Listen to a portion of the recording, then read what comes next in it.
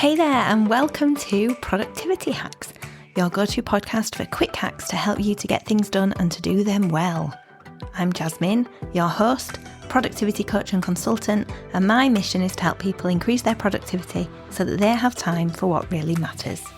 Each week, I'll bring you a short episode packed with tips that you can implement right away to boost your output. So let's dive in. Hey everyone, I am so glad to have you with me for this week's episode.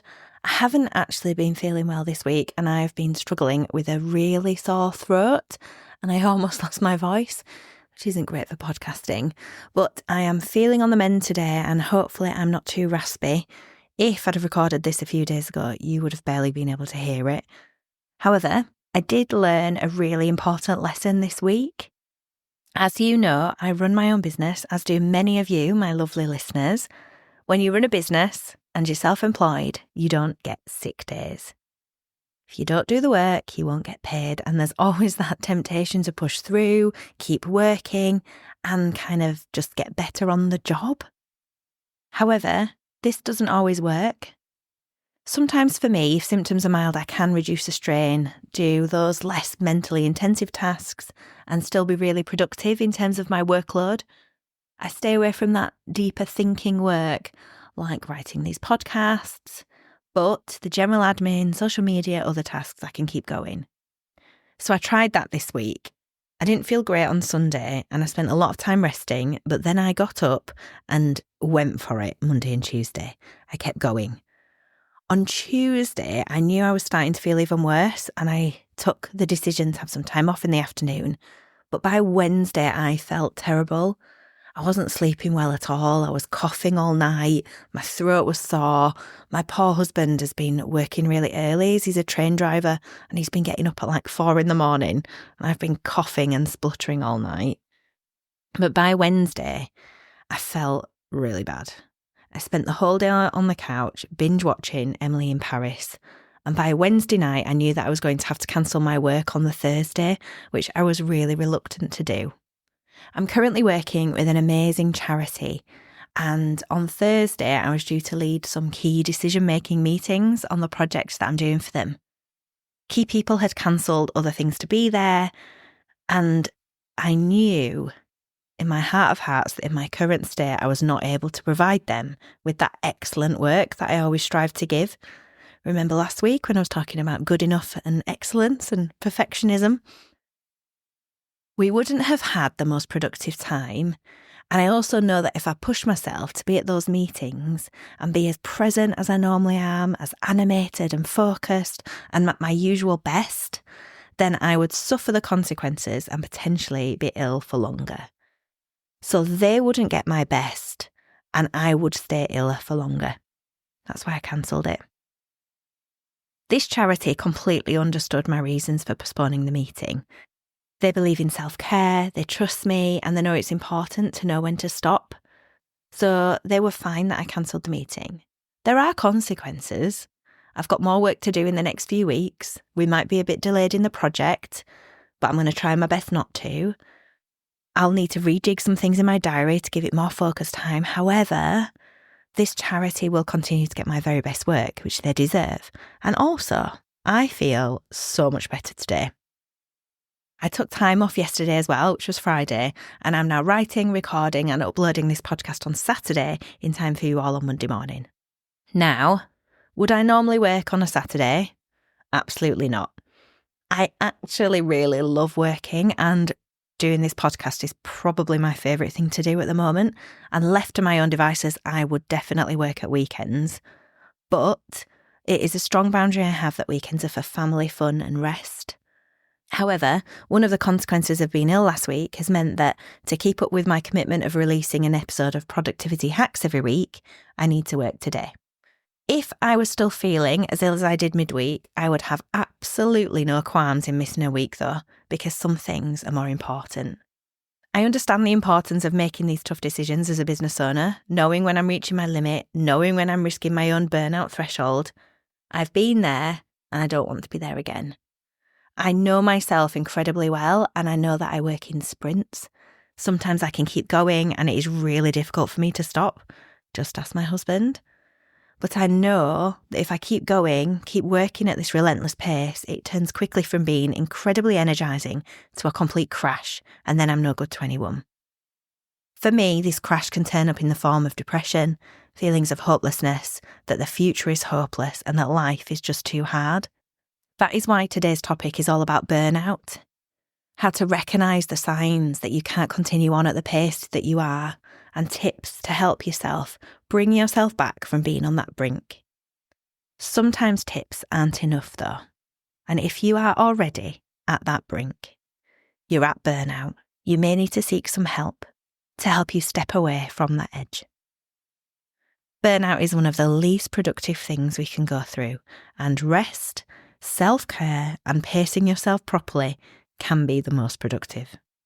This isn't about productivity at all costs, and I hope that you've picked that up from my podcast so far. Next week, I'm going to be exploring what I believe productivity is and what it isn't, and you may be surprised. But back to today. Burnout is rife, especially amongst busy individuals like entrepreneurs, parents, professionals. A 2021 Gallup study found that 76% of employees experience burnout at least sometimes, with 28% reporting feeling burned out very often or always. The switch to remote work has increased burnout levels, with a report by Monster finding that 69% of employees are experiencing burnout symptoms while working remotely. And millennials, like myself, are one of the most affected groups, with a study by Deloitte showing that nearly 50% report feeling burned out from work. So what is burnout? Burnout is a state of emotional, physical and mental exhaustion caused by prolonged and excessive stress. It differs from general tiredness and low motivation. It's much more prolonged and it affects all aspects of your life. It is your body's way of saying enough, stop, no more. You'll have been getting signs for a long time that you're getting to the brink of burnout.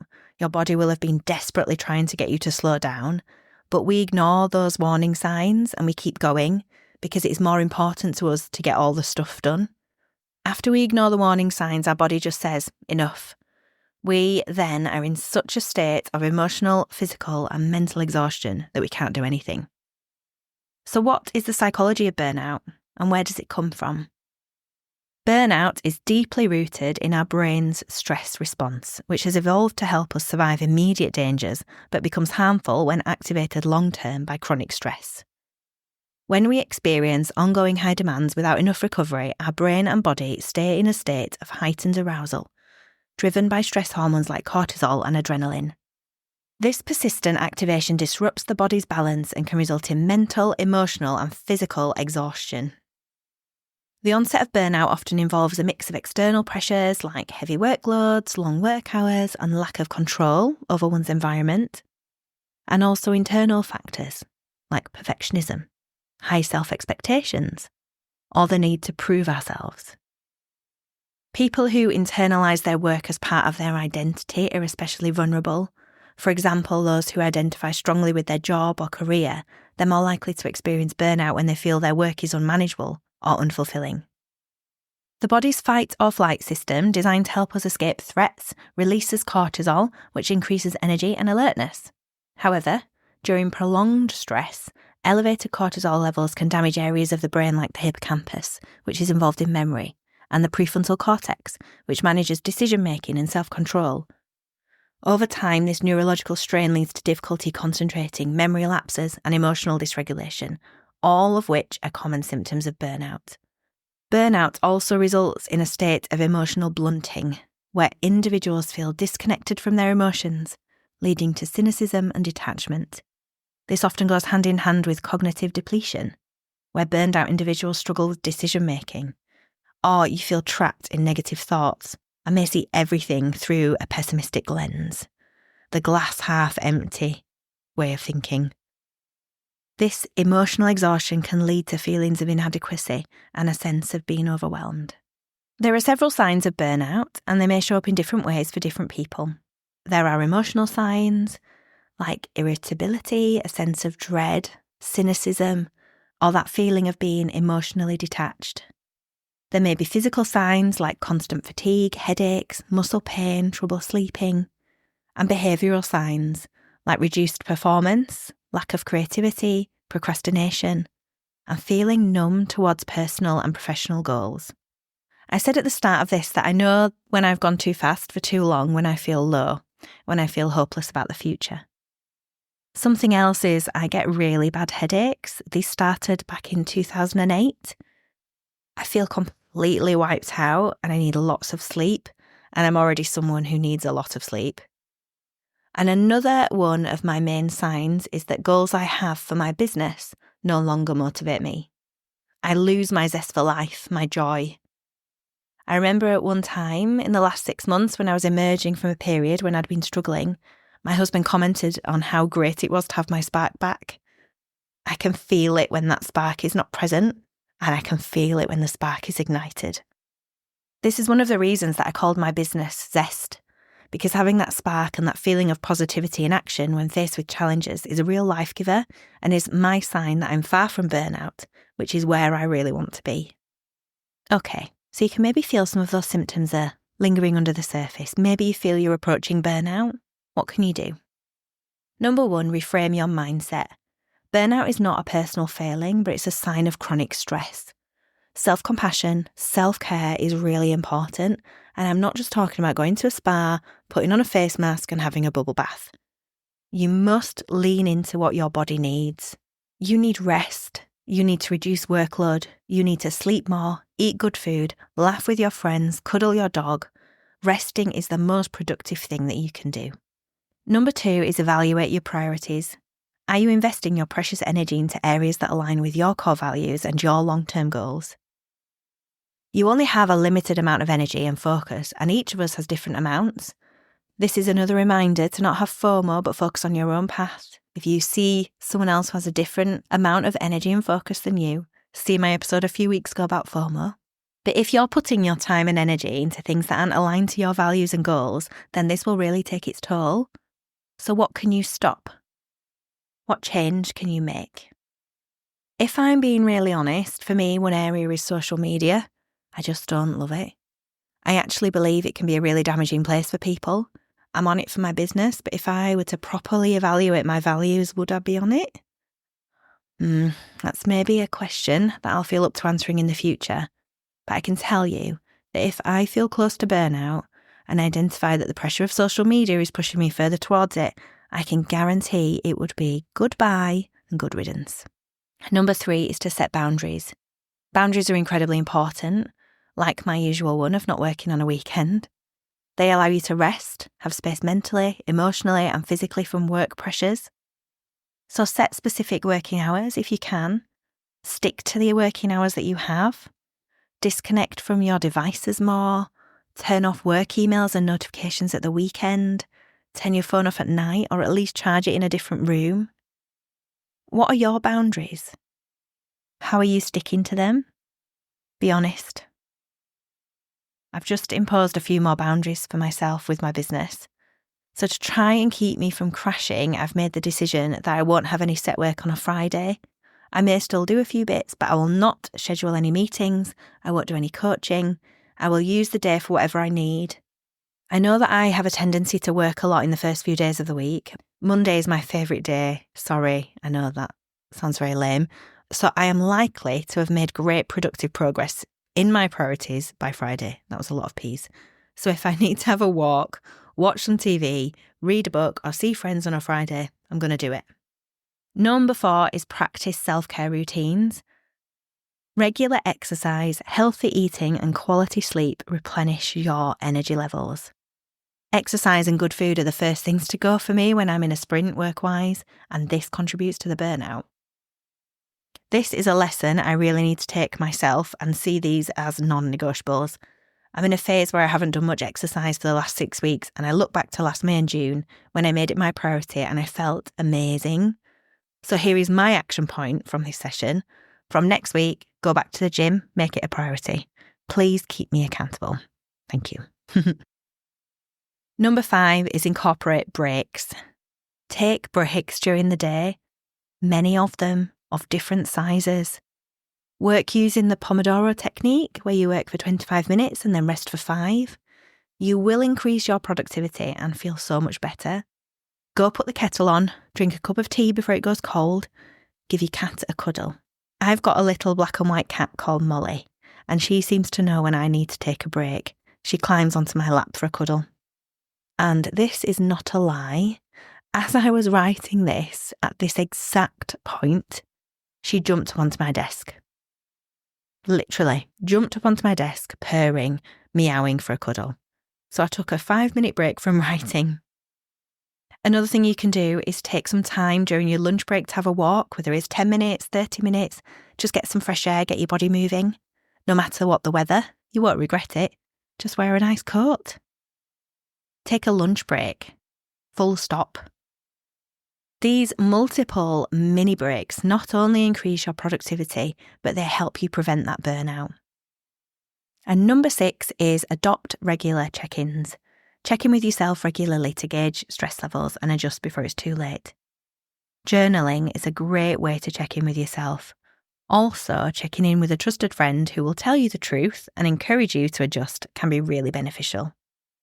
If you are in the midst of burnout right now and everything feels overwhelming, seek professional support to hold you and help bring you back. Whether this is through coaching, therapy, or just talking with a supportive friend or family member, tell someone. I was coaching someone earlier in the year and he came to one session and shared that he felt close to burnout. We were able to explore his specific feelings and thoughts and help him figure out what he could do to prevent himself from going any further. It was such a privilege to be there for him and help him come back from that brink. So I hope through this episode you've realised that burnout is a real issue, and pretending that it won't affect you or that it will go away all on its own will not do you any favours. Think back to those warning signs I shared. Do you recognise any of them in yourself today? Have you been there before? Reflect on your own stress level at the moment and how close you feel to burnout. If you were to give it a mark out of 10, what would it be? If it's anything over a 5, then I strongly suggest you take steps, even if it's just a baby step, to prevent moving further to burnout. And if it's higher up that, if you are scoring yourself an 8, a 9, or a 10, you need to take action now. I would personally say my stress levels are about a 4 at the moment, so I'm really pleased with that. Resting this week has really helped, and if I hadn't, I would be on at least an 8 today. But I want to be a 3 or a 2 or a 1. And my action point is going back to the gym next week. I'm going to tell my sister to make me accountable. So Jess, if you're listening, hold me to it. I would say my husband's Si, but he's too nice to me and he'd let me get away with it. Jess will not. So what is your action point and who are you going to tell and be accountable to? Of all my episodes so far, this is the one that I feel the most passionate about encouraging you to do something from it. Take care of yourself. You are too important not to. Who needs to hear this episode today? Whose name just dropped into your head? You know, the one who works herself into the ground. The one who puts everyone else before himself. The one who works all hours and you worry about them. Forward this episode to them and take a moment to check in with them. It could help them more than you'll ever know. So that's all for today. And next week, I'll be exploring my definition of productivity, and you may be surprised, but hopefully not if you've been a regular listener to this podcast. That's it for today. Thank you for tuning in to the Productivity Hacks podcast with me, Jasmine. What is your action point today? Write it down and make time to do it. If you like what you've heard, follow this podcast to get notifications of the weekly episodes, and please share it with your friends. Episodes will drop every Monday morning, and in the meantime, head to lifewithzest.co.uk or the links in the show notes to connect with me. See you next week.